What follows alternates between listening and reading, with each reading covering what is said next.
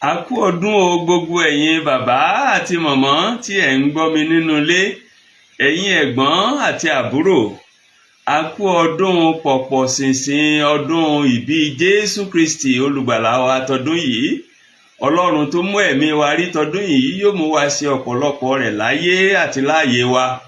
Ọdún tuntun tá a sì ń wò lọ́ọ̀kan náà, ojú ẹ̀mí wa ni ó ṣe. Ọlọ́run tó sìn wá dé ìkóríta yìí yóò sìn wá dé òpin rẹ̀ lórúkọ Jésù. Mo kí wa kú àbọ̀ sí ilé ẹ̀kọ́ ìjọsìnmi wa ti ọ̀sẹ̀ yìí fún gbogbo àwọn ìjọ Ọlọ́run tí à ń tẹ̀lé ìlànà ilé ẹ̀kọ́ ìjọsìnmi gbogbogbò, èyí tí gbogbo ayé ń lò bí ìjọ onítẹ̀bọmi káàkiri gbogbo àgbáyé. Orí ọ̀rọ̀ wa tí à ń kẹ́kọ̀ọ́ lé lórí ní ọ̀sẹ̀ yìí òun náà la pè ní aláàánú ọmọ Dáfídì. Aláàánú ọmọ Dáfídì. A sì ń lọ kẹ́kọ̀ọ́ nínú ìwé ti Lúùkù orí ìkejì-ó-dín-ní-ogún ẹsẹ̀ ìkarùn-ún-ó-dín-lógójì títí dé ìkẹta-ó-lé-lógójì. Ìwé ìhìnrere ti Lúùkù orí ìkejì-ó-dín-ní-ogún láti lọ kẹ́kọ̀ọ́ ẹsẹ̀ ìkarùn-ún-ó-dín-lógójì títí dé ẹsẹ̀ ìkẹta-ó-lé-lógójì.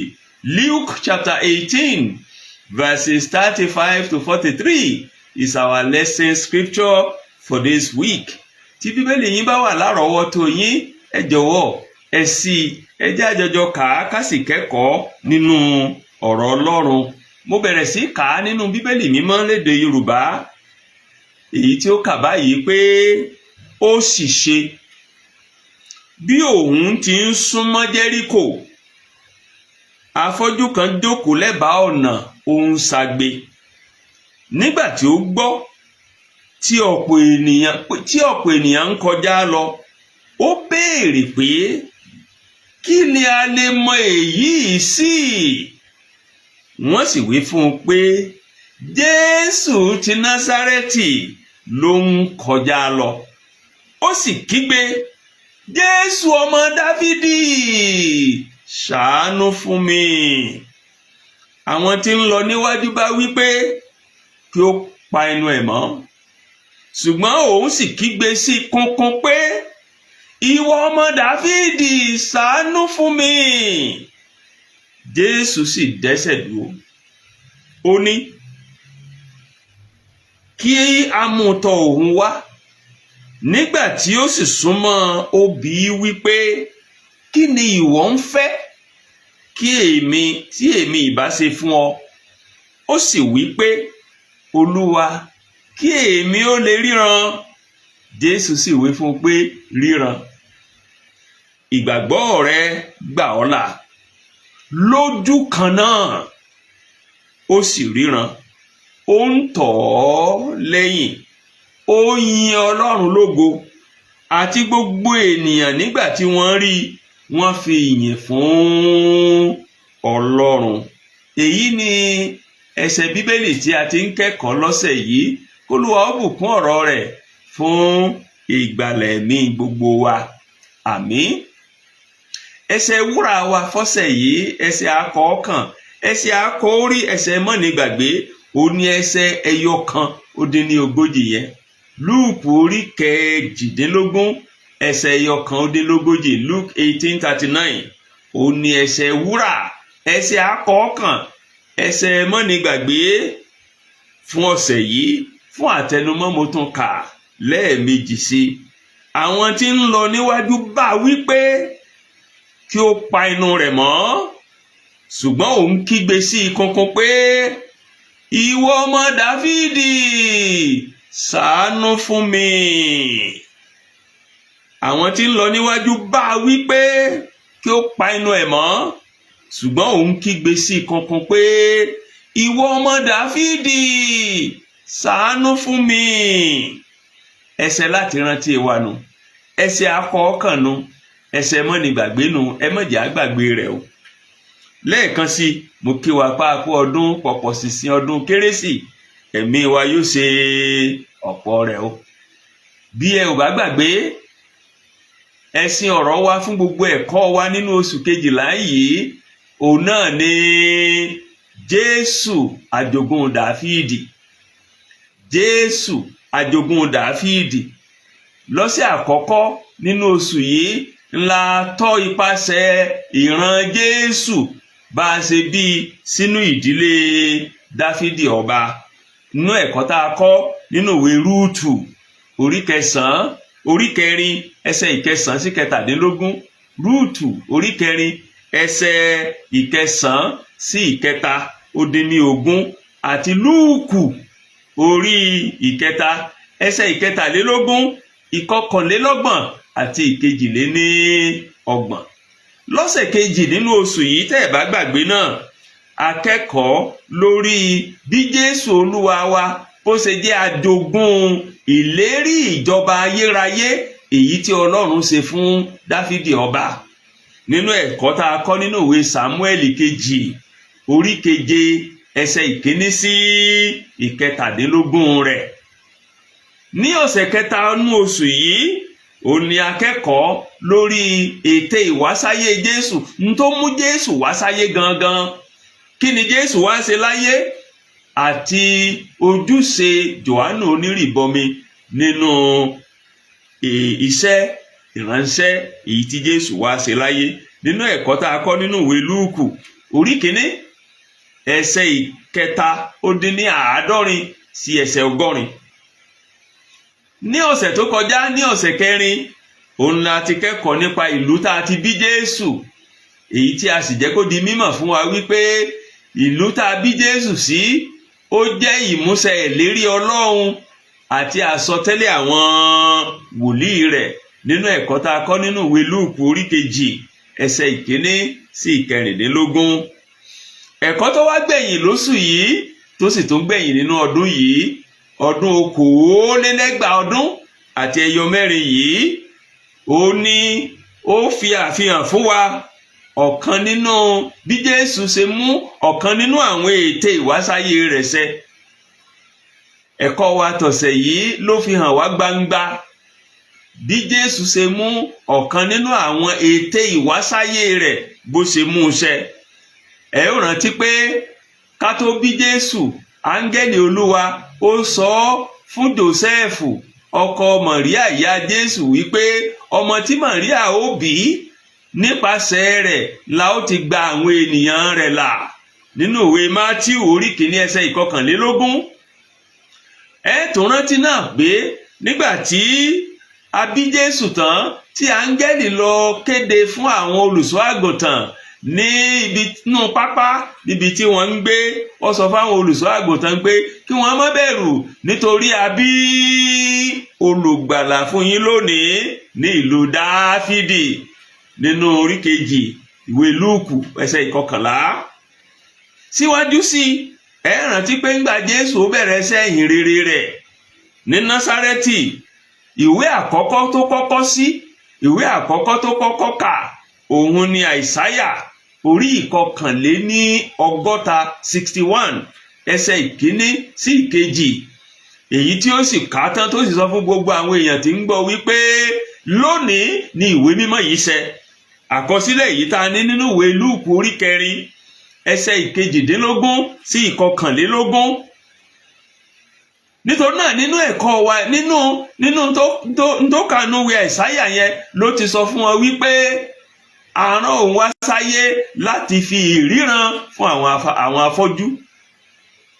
Nínú ẹ̀kọ́ wa tòní àwárí ìtọ́kànú ìwé tó lọ́sẹ̀ lónìí àwárí gangan gbangba bó ṣe ṣiṣẹ́, bí ó ṣe fi ìríran fún afọ́jú kan.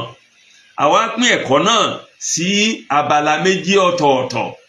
Abala àkọ́kọ́ rẹ̀ òun la pè ní igbe fún àánú. Igbe fún àánú, èyí sì ní í ṣe pẹ̀lú ìwé Lúùkù tá a ti ń kẹ́kọ̀ọ́ náà ní orí 18 ẹsẹ̀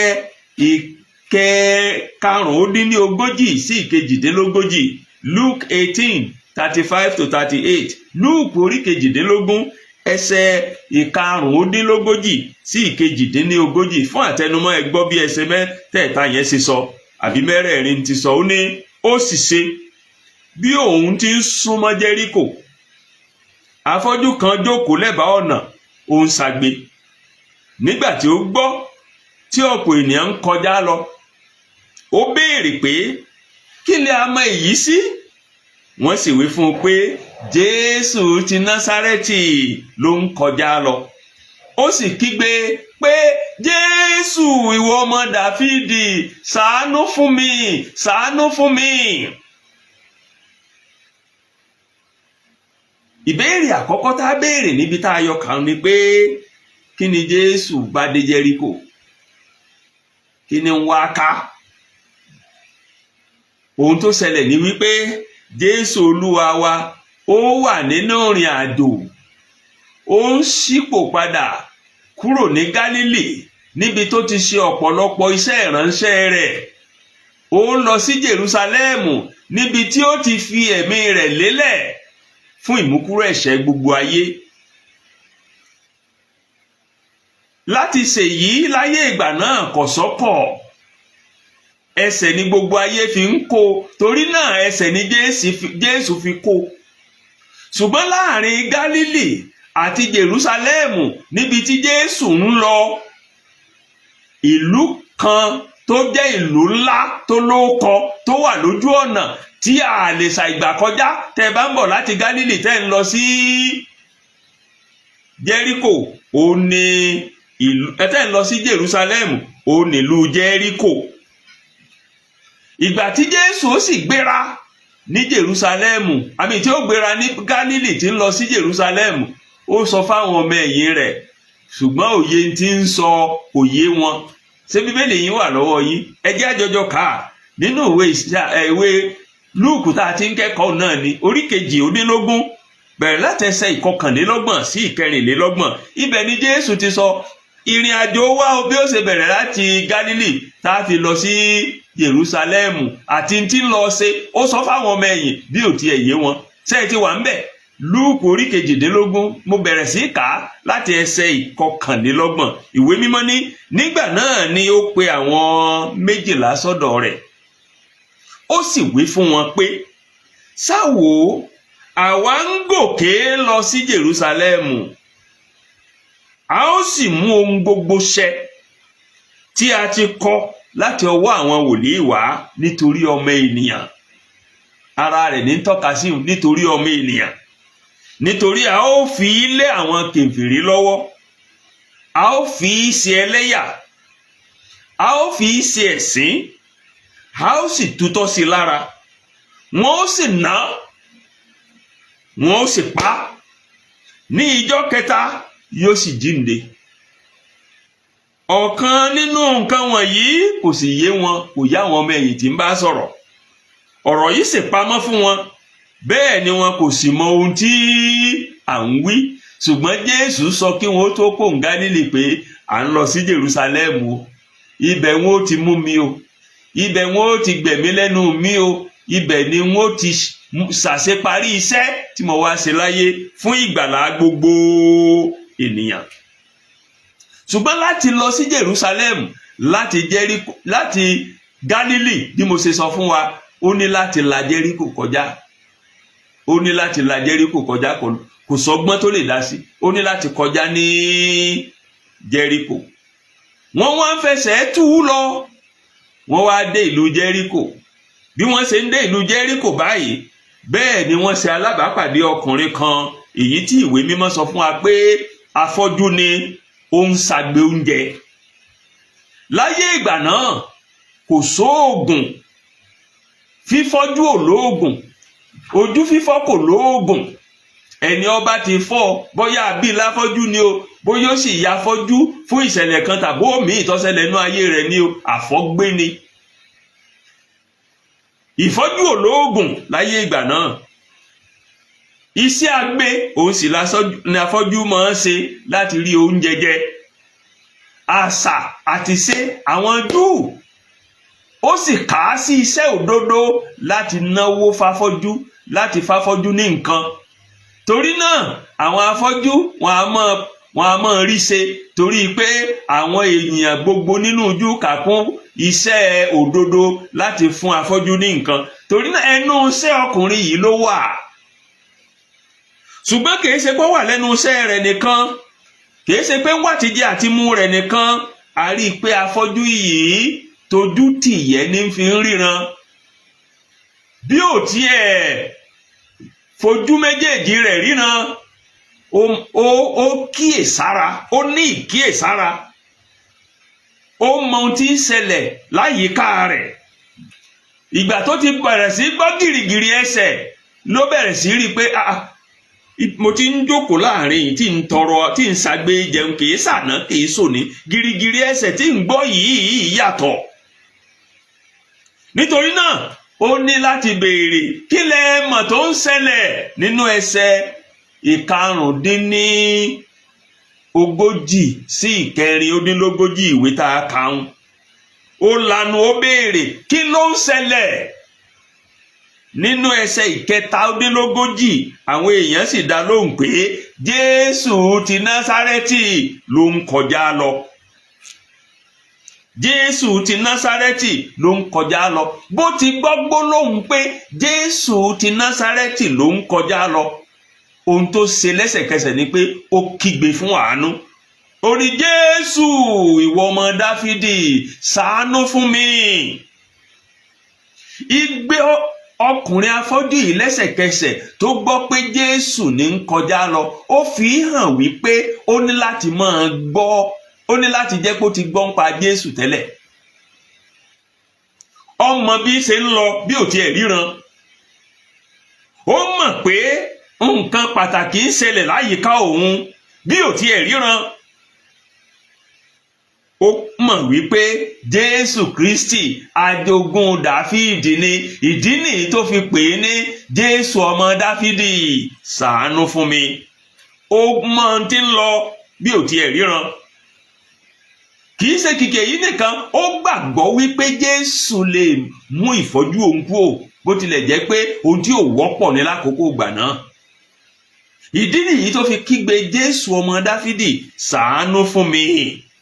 Kì í wá ṣe wípé ó gbàgbọ́ nínú Jésù kó lè wo òun sàn nìkan. Ó gbé ìgbésẹ̀ ìgbàgbọ́. Kí sì ni ìgbésẹ̀ ìgbàgbọ́ náà tó gbé? Ìgbésẹ̀ ìgbàgbọ́ tó gbé ni pé kò fi ọwọ́ tí ń bùn kó fi bàbí aṣọ, ó pariwo síta, Jésù ọmọ Dáfídì, ṣàánú fún mi. Ibi tábàlà àkọ́kọ́ ẹ̀kọ́ wa ti parí nìyẹn. A wá béèrè pé ṣé Jésù wá gbébọ̀ rẹ̀ báyìí? Ṣé Jésù mú lára dá? Àti ìmọ̀lẹ́ abala àkọ́kọ́ ẹ̀kọ́ yìí, ṣùgbọ́n abala kejì ẹ̀kọ́ wa ni ó tàn mọ́lẹ̀ sí. Bóyá Jésù gbọ́gbé rẹ̀, bóyá Jésù dá lóhùn, bóyá Jésù ò dá lóhùn, bóyá Jésù mú lára dá, ó mú fọ́jú rẹ̀ lọ àbí ó mú kúrò. Abala kejì ẹ̀kọ́ wa láti mọ̀, ẹ máa bá wa ká lọ. Abala kejì ẹ̀kọ́ wa òun la wá pe àpèlé rẹ̀ ní ọkùnrin afọ́jú náà gba ìtúnríran. Hallelujah. Ọkùnrin afọ́jú náà gba ìtúnríran. Èyí sì ní í ṣe pẹ̀lú ẹsẹ̀ ìkọkàndínlógójì títí dé ìkẹtàlélógójì ìwé tá a ti ń kẹ́kọ̀ọ́ yẹn. Lúùkù orí kejìdínlógún, Luke 18:39-43. Lúùkù orí kejì ó dín ní ogún ẹsẹ̀ ìkọkàndínlógójì títí dé ìkẹtàlélógójì. Ṣé Bíbélì yín wà lọ́wọ́ yín? Ẹ jẹ́ àjọ tún kà lẹ́ẹ̀kan sí. Ìwé mímọ́ ní àwọn tí ń lọ níwájú bá wípé kó pa ẹnu rẹ̀ mọ́. Ṣùgbọ́n òun kígbe sí ìkókó pé ìwọ ọmọ Dáfídì, ṣàánú fún mi. Ẹsẹ̀ ogójì ní Jésù sì dẹ́sẹ̀ dúró. Ó ní kí a mú tọ̀ òun wá. Nígbà tí ó sì súnmọ́, ó bi í wípé kí ni ìwọ ń fẹ́ tí èmi ìbá ṣe fún ọ? Ó sì wípé, Olúwa, kí èmi ó lè ríran. Jésù wí fún un pé, ríran, ìgbàgbọ́ rẹ gbà ọ́ là. Lójú kan náà ó ríran. Ó ń tọ̀ Jésù lẹ́yìn, ó yin Ọlọ́run lógo, àti gbogbo ènìyàn nígbà tí wọ́n rí, wọ́n fi ìyìn fún Ọlọ́run. Gẹ́gẹ́ bí àkórí abala kejì tó sábàlá tó gbẹ̀yìn ẹ̀kọ́ wa yìí ṣe sọ, ọkùnrin afọ́jú yìí ó gba ìríran. Ojú rẹ̀ là, ṣùgbọ́n kó tó di pójú yẹn là, ojú rẹ̀ rí mọ̀ bo, ó la ọ̀pọ̀lọpọ̀ ìpèníjà kọjá. Mo sì fẹ́ yànnàná díẹ̀ nínú àwọn ìpèníjà àwọn tó là kọjá kó tó di pé ó ní ìríran. Nǹkan àkọ́kọ́ tí mo sì fẹ́ pàkíyèsí wa sí nínú ẹ̀kọ́ tá a ti kà tán yìí ó ní wípé nítorí pọ́kùnrin yìí ò ríran, kò dá Jésù mọ̀, kò rí Jésù lójúkojú. Àwọn èrò ló gbúrò, ibo gangan ni Jésù wà láàrin èrò kò mọ̀ gangan bí Jésù wà, bóyá tòsí òun ló wà ní o, bóyá jìnnà réré ló sì wà ní o, kò mọ̀. Ìpèníjà àkọ́kọ́ tó ní láti là kọjá nu.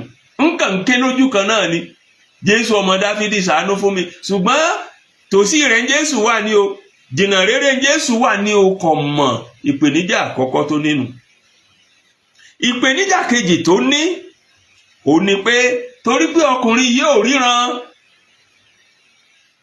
débi pé yóò rí Jésù tàbí ọmọ ibi tí Jésù wà, kò tún lè kú òlójú kan náà. Ó kọjá pé yóò sáré dìde yóò mọ lọ, ojú kan náà lọ́wọ́, ojú kan náà ní ti ń kígbe torí pé kò ríran. Ìpèníjà kẹta tó là kọjá kí ìríran tó dé ó ní wípé àwọn èrò tó ṣáájú Jésù wọn ò ran ọkùnrin yìí lọ́wọ́. Dípò tí wọ́n èèfà súnmọ́ Jésù, wọ́n ní ó pa inú rẹ̀ mọ́ ni. Ìpèníjà ńlá lè yí fún un.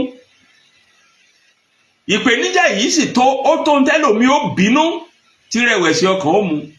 Ó tó ń tẹ́lòmí ó bínú tí ó mọ béèbú. Ó tó ń tẹ́lòmí ó bínú tí ó mọ kọ orí àwọn tí ń sọ pé kó pa inú ẹ̀ mọ́. Ó tó ń tẹ́lòmí ó bínú tí ó mọ ṣépè. Ṣùgbọ́n ọkùnrin afọ́jú yìí kò bínú sáwọn tó ní ó pa inú rẹ̀ mọ́. Àwọn bàbá wa ní ẹni àbámbá nájà là á máa wò, àìwariwo ọjà. Kò jẹ́ tí wọ́n sọ ń bínú, kò sọ dìjà mọ́ wọn lọ́wọ́, kò bẹ́ẹ̀ bú bẹ́ẹ̀ ni kò ṣépè. Dípò bẹ́ẹ̀ ó tún ké rárá ní Jésù ọmọ Dáfídì ṣàánú fún mi.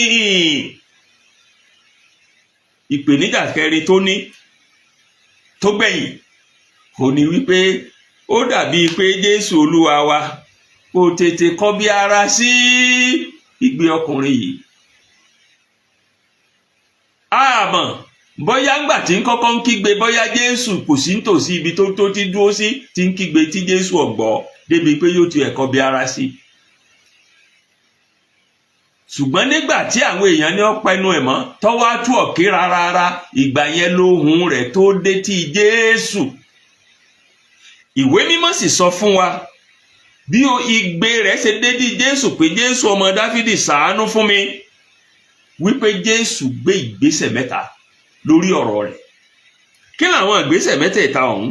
Nínú ẹsẹ̀ 40, ìgbésẹ̀ àkọ́kọ́ tí Jésù gbé, ìwé mímọ́ ní Jésù dẹ́sẹ̀ dúró, ó fi ohun gbogbo tí ń ṣe sílẹ̀.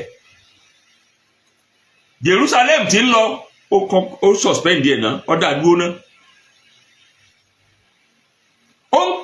Ìgbésẹ̀ kejì tí Jésù gbé nínú ẹsẹ̀ 40 nǹkan náà, ó sọ fáwọn èèyàn, ẹ bá mú ọkùnrin tí ń pariwo Jésù ọmọ Dáfídì ṣàánú fún mi, ẹ bá mú wá.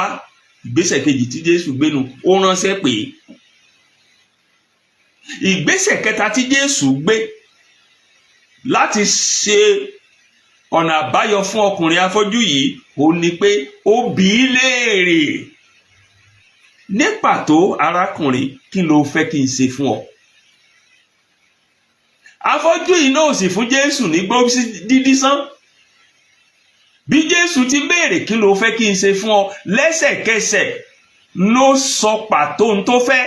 Kò béèrè owó, kò béèrè oúnjẹ, kò ṣagbe owó, kò ṣagbe oúnjẹ lọ́wọ́ Jésù. Ó ní Olúwa, àní kí n ríran. Olúwa, àní kí n ríran. Kí èmi ò lè ríran. Ìtí mò ń fẹ́ nù.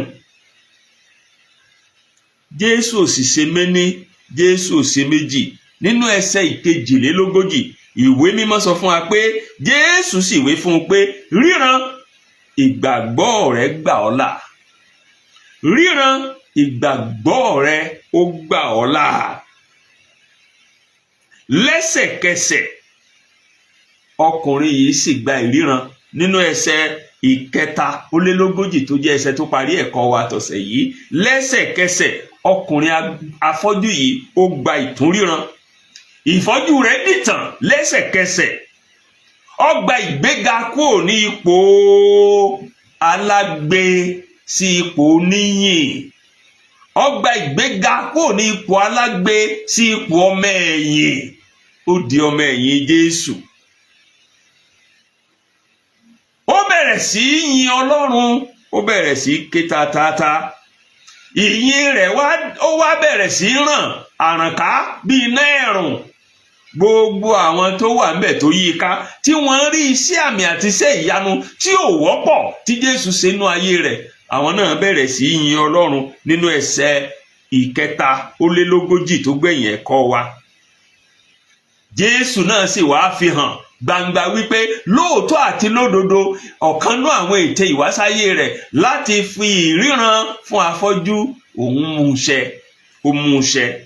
Gbogbo ènìyàn tó rí wọ́n sì yin Olúwa. Ohun kan tó wá tó jẹ́ pàtàkì ni wípé kì í wá kúkú ṣe pé ọkùnrin yìí yin Olúwa nìkan o. Ìwé mímọ́ sọ fún wa wípé ó jọ̀wọ́ ayé rẹ̀ fún Jésù, ó sì bẹ̀rẹ̀ sí tọ̀ lẹ́yìn, ó dọmọ ẹ̀yìn rẹ̀. Tẹ́ ẹ bá wo ẹsẹ̀ ìkẹtàlélógójì ìwé tá a ti ń kẹ́kọ̀ọ́ yẹn, Lúùkù orí kejìdínlógún ẹsẹ̀ ìkẹtàléníogójì, ìwé mímọ́ ní lójú kan náà lẹ́sẹ̀kẹsẹ̀ ó sì ríran, ó sì ń tọ̀ ọ́ lẹ́yìn, ó yin Ọlọ́run lógo. Àti gbogbo ènìyàn nígbà tí wọ́n rí i, wọ́n ń fi ìyìn fún Ọlọ́run. Bọ́kùnrin yìí ṣe dọmọ ẹ̀yìn Jésù ni, kò gba ìríran rẹ̀, ó sì sán lọ bí orí tí wọ́n sángi. Ó gba ìríran, ó sì di ojúlówó ọmọlẹ́yìn Jésù. Ó ń tọ̀ ọ́ lẹ́yìn látìgbà náà lọ. Ibi tí ẹ̀kọ́ wa tọ̀sẹ̀ yìí tí ó ti tẹnubodò tó ti mú mi nìyẹn. Ṣùgbọ́n ká tó máa lọ sílé, ẹ jẹ́ kí n fa àwọn kókó ẹ̀kọ́ kọ̀ọ̀kan yọ fún ìgbé ayé ìgbàgbọ́ wa ojoojúmọ́. Kókó àkọ́kọ́ tí mo sì fẹ́ fàyọ nínú ẹ̀kọ́ yìí ni pé ẹ fura o. Àwọn bàbá wa ilẹ̀ Yorùbá ní ẹ fura o. Pánsá ò fura, pánsá jáná, àjà ò fura, àjà jìn. Bónlé ọ̀bá fura, olè ó kó lọ. Bẹ́ẹ̀ bá fẹ́ sùn lálẹ́, ẹ tanná yí lépo, ẹ sì ti ń túnlẹ̀kùn gbọ́in-gbọ́in. Ẹ tọ́jú dúkìá yín, kẹ́ ẹ má fa àfara yín lé olè lọ́wọ́. Ẹ jẹ́ ká jẹ́ onífura níbi gbogbo tá a bá wà.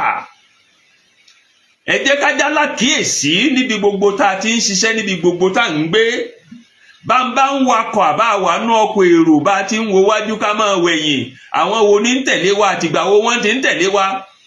Àwọn wo ló ti ṣáájú wa tá a tún rí tí wọ́n dúró tí wọ́n ń ṣọ́ wa lọ́tùn lósì? Ọkùnrin afọ́jú yìí bí ò tilẹ̀ ríran, ó jẹ́ ẹni tó ní ìfura, ó já lákìyèsára. Bí ò tilẹ̀ ríran, ó fura pé àwọn wọ̀wọ̀wọ̀wọ̀wọ̀wọ̀ ẹsẹ̀ tí ń gbọ́ yìí kò rí báyìí lánàá. Mo ti ń jókòó sagbé ń bì tójọ́ mẹ́ta. Ẹsẹ̀ tí ń gbọ́ gìrìgìrì, ẹsẹ̀ tí ń gbọ́ yìí ò kò kìí ṣe lásán. Bí ò tiẹ̀ ríran, ó fura. Ìfura rẹ̀ yẹn ló mú béèrè pé kí lẹ ti rí yìí sí o? Gìrìgìrì ẹsẹ̀ tí ń gbọ́ yìí kí ni ń ṣẹlẹ̀ o? Ẹ̀kọ́ yìí kọ́ wa pé ká ní ìfura. Ìfura lóògùn àgbà. Kókó kejì nínú ẹ̀kọ́ yìí ó ní pé ọwọ́ tí ń bá ń dùn wá, ẹ má jẹ́ á ti bọ́ sọ. Àwọn bàbá wa nílẹ̀ Yorùbá ní gbé ń pamọ́ ń pọ́ ńlá ìsàn. Ó tún sọ gbé ń pamọ́ kí ń pa ọ́ ńlá ìsàn. Àìsàn téèyàn bá fi pamọ́ ní máa ń pani. Ọkùnrin alágbe yìí, afọ́jú yìí, kò fi ọwọ́ tí ń dùn sábẹ́ aṣọ. Bó ti gbọ́ pé Jésù Násárẹ́tì ní ń kọjá lọ, ló fi ìṣòro rẹ̀ hàn. Jésù ọmọ Dáfídì, ṣàánú fún mi. Ó kígbe lóhùn rárá, ó sì ríran. Ọwọ́ tí ń bá ń dùn wá, ẹ má jẹ́ á fi sábẹ́ aṣọ. Ẹ jẹ́ á kígbe, a lè mọ bí ìrànlọ́wọ́ ó ti ṣe kí ni o, tí ó ti jáde wá. Lọ́nà kẹta ẹ̀kọ́ yìí lọ́sẹ̀ yìí, ó ń kọ́ wa wípé ká má máa nígbàgbọ́ nìkan. ṣùgbọ́n ká máa gbégbésẹ̀ lórí ìgbàgbọ́ wa. kákàmọ́ máa kọrin ìgbàgbọ́ mi dúró lórí ẹ̀jẹ̀ àtòdodo Jésù. ìgbàgbọ́ tá a lá níhun ká máa gbé ìgbésẹ̀ rẹ̀. ẹ̀gbọ́n tí òǹkọ̀wé Jákọ́bù wí nínú ìwé Jákọ́bù orí 2 ẹsẹ̀ 20 àti 26. òǹkọ̀wé Jákọ́bù ní ṣùgbọ́n ìwọ aláìmọye èèyàn, ìwọ a fẹ́ mọ̀ pé ìgbàgbọ́ láìsí iṣẹ́ asán ni. nítorí bí ara láìsí ẹ̀mí ti jẹ́ òkú, bẹ́ẹ̀ gẹ́gẹ́ ni ìgbàgbọ́ láìsí iṣẹ́ ó jẹ́ òkú. bí ara láì ní ẹ̀mí bó ṣe jẹ́ òkú, bẹ́ẹ̀ ni ìgbàgbọ́ láì gbé ìgbésẹ̀ lé lórí ó jẹ́ òkú. ọkùnrin afọ́jú yìí kò kàn ní ìgbàgbọ́ nínú Jésù nìkan pé ó lè là ń lójú, ó gbé ìgbésẹ̀ ìgbàgbọ́. kí sì ní gbé ìgbésẹ̀ ìgbàgbọ́ tó gbé ó ké rárá. ńgbà wọn tó ní ọ̀pánu ẹ̀mọ́ ó tún ké, Jésù ọmọ Dáfídì ṣàánú fún mi. Jésù sì dẹ́sẹ̀ dúró, Jésù sì ní wọn ó mú wá. Jésù sì béèrè lọ́wọ́ rẹ̀ kí ló fẹ́ ṣe fún ọ. ó ní mo fẹ́ ríran ni. Jésù sì ní ríran, ìgbàgbọ́ rẹ gbà ọ́ là. ẹ mọ́kànjá gbàgbọ́ nínú Jésù nìkan, ẹ jẹ́ á máa gbé ìgbésẹ̀ lórí ìgbàgbọ́ wa. lọ́nà 4, ẹ̀kọ́ yìí kọ́ wa wípé ká máa láforítì, ká máa nífàyàrán, ká máa nífaradà nínú ìgbàgbọ́ wa. ká ní àforítì nínú àdúrà, ká má jẹ́ kí nǹkan tètè máa sú wa, ká má tètè máa káàárẹ̀ ọkàn, ká má tètè máa bínú, ká má tètè máa jà. ọkùnrin afọ́jú yìí ó nífàyàrán, ó láforítì. bó sì kígbe Jésù ọmọ Dáfídì ṣàánú fún mi, bí ò ti tètè rí dáhùn kò tiẹ̀ káàárẹ̀ ọkàn. báwọn kan tiẹ̀ ti sọ pé pa inú ẹ mọ́, kò tiẹ̀ sọ́dẹ̀ èbú, kò sọ́dẹ̀ ìjà mọ́ wọn lọ́wọ́. ẹni tí ń bá nájà ní ń wò kọ́ wáríwó ọjà, ó forí tì í. dípò ìrẹ̀wẹ̀sì ó tún kígbe ní lóhùn rárá, Jésù ọmọ Dáfídì àní ó ṣàánú fún mi, ó sì ra àánú gbà. ẹ jẹ́ aláforítì, ẹ jẹ́ anífàyàrán, ẹ má jẹ́ á tètè máa ní ìrẹ̀wẹ̀sì ọkàn. bí ọ̀rọ̀ ọkùnrin afọ́jú yìí ṣe já sọpẹ́, bẹ́ẹ̀ lọ̀rọ̀ tèmi àti yín náà já sọpẹ́ lọ́jọ́ kan. lọ́nà 5, ẹ̀kọ́ yìí ó kọ́ wa wípé ká jáwọ́ nínú àtúnwí asán. ẹ̀kọ́ yìí kọ́ wa wípé ká má máa ṣàtúnwí asán. ká sọ pàtó kí la fẹ́ tọ́ nínú àdúrà wa, kí la ń béèrè lọ́wọ́ Ọlọ́run, ká béèrè tààrà, ká sọ kókó. ẹ̀gbọ́n tí Jésù wí ni nínú ìwé Mátíù orí 6 ẹsẹ̀ 7 sí 8. ṣé ẹ ti wà ń bẹ̀? Mátíù orí 6 ẹsẹ̀ 7 sí 8. ẹ̀gbọ́n tí ìwé mímọ́ wí ni. Jésù wí pé ṣùgbọ́n nígbà tí ẹ̀yin bá ń gbàdúrà, Jésù ní sọ̀rọ̀, ṣùgbọ́n nígbà tí ẹ̀yin bá ń gbàdúrà, ẹ má ṣe àtúnwí asán bí àwọn kèfèrí. wọ́n ṣe bí àátì torí ọ̀rọ̀ púpọ̀ gbọ́ tiwọn. nítorí náà kí ẹ̀yin ó má ṣe dàbí wọn o. bàbá yín sá mọ̀ ohun tí ẹ̀yin ṣe aláìní kẹ́ ẹ tó béèrè lọ́wọ́ rẹ̀. ẹ gbọ́, ẹ̀yin bàbá àti màmá tẹ́ ń gbọ́ mi, ẹ̀yin ẹ̀gbọ́n àtàbúrò tẹ́ ń gbọ́ mi, ṣé ẹ wá fẹ́ sọ fún mi pé Jésù ọmọ pọ́kùnrin fọ́jú ni kó tó wọn bí léèrè wípé kí ló fẹ́ kí n ṣe fún ọ? Jésù mọ̀ pọ́ fọ́jú ni, torí rẹ̀ ló fi ní wọn ó mú wá. ṣùgbọ́n ó tún bí léèrè kí ni kókó ń tọ́ fẹ́ kí n ṣe fún ọ. ọkùnrin wọn ò sì fàkókò ṣòfò, kò ṣàtúnwí asán. ó sọ pàtó tí ń fẹ́ kí èmi kó lè ríran. Jésù sì dáhùn, ríran, ìgbàgbọ́ rẹ̀ gbà ọ́ là. ẹ̀yin èèyàn Ọlọ́run, ẹ jẹ́ ayé ṣàtúnwí asán. a nílò láti pòókọ Jésù lẹ́ẹ̀méje ká fi iná kún lẹ́ẹ̀mẹ́sàn-án kádùá wa tó gbà sàá mọ̀mọ́. ẹ jẹ́ á kúrò nínú apọ̀n tí ó yọ. ká tó béèrè Ọlọ́run ti mọ̀. Ẹ jẹ́ á sọ kókó ń tá a fẹ́. Bàbá wa tó sì rína rí ohun gbogbo yóò gbọ́ àdúrà wa.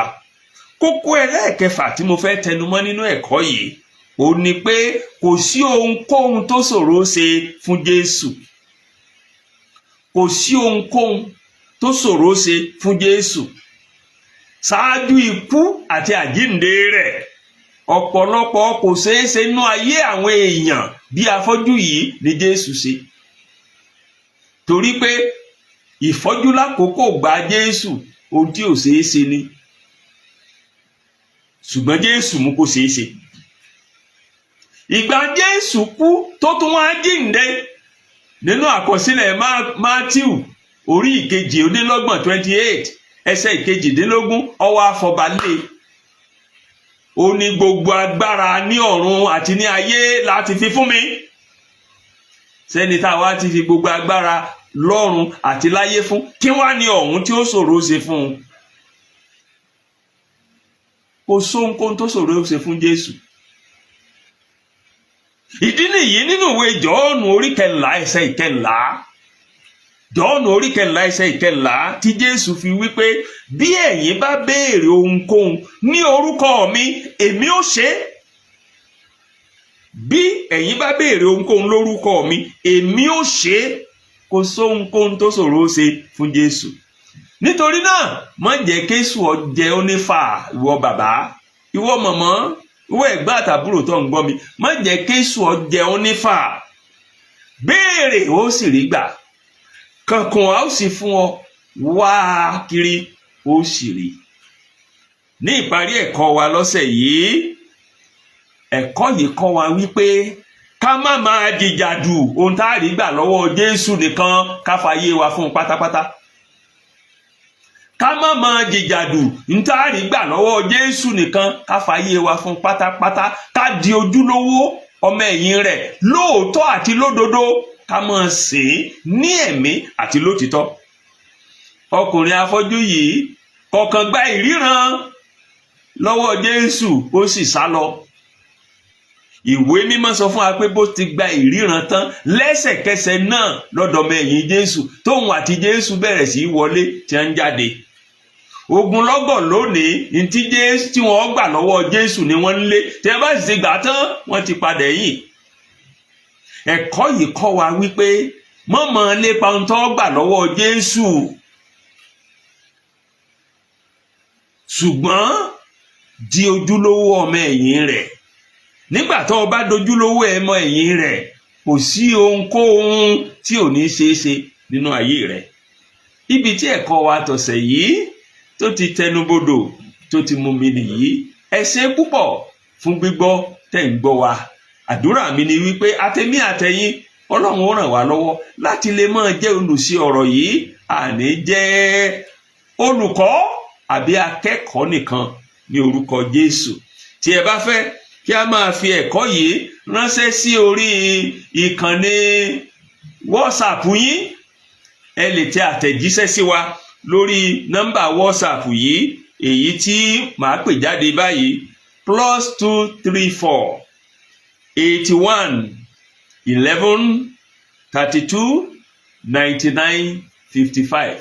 Tí ẹ bá fẹ́ ká máa tẹ fi ẹ̀kọ́ yìí ránṣẹ́ sórí WhatsApp nọ́mbà yín, ẹ lè bá wa tẹ àtẹ̀jíṣẹ́ sí wa ní orí nọ́mbà yìí +234 81 11 32 99 55.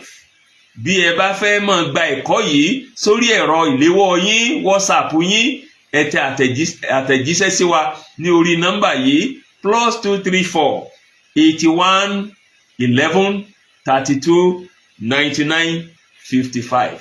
Títí ọ̀sẹ̀ tí ń bọ̀ tá ó tún máa pàdé, ọdún ayọ̀ la ó ṣe o. Ó dàbọ̀.